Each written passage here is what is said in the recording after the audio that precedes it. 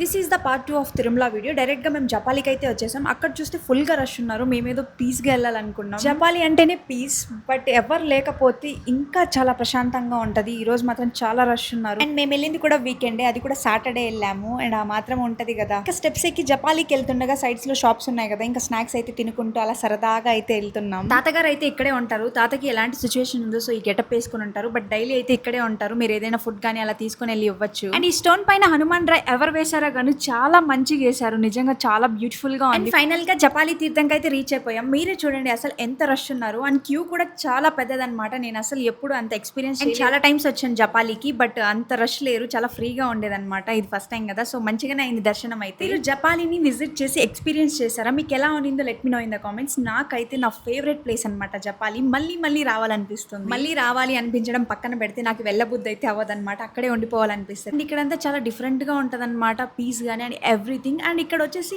Water అయితే మనకి normal water గా రాదు, చాలా వైట్ గా వస్తుంది. నేను వాటర్ క్యాప్చర్ చేయలేదు బికాస్ అంత రష్ లో కుదరలేదన్నమాట. ఈ వీడియో చూస్తున్న వాళ్ళు ఇంకా జపాలి విజిట్ చేయకపోతే మస్ట్ విజిట్ చేయండి. సో ఇంకా జపాలి అయిపోయాక ఎక్కడికి వెళ్ళాము అనేది నెక్స్ట్ వీడియోలో అయితే పార్ట్ 3 లో అప్లోడ్ చేస్తా. See you next video.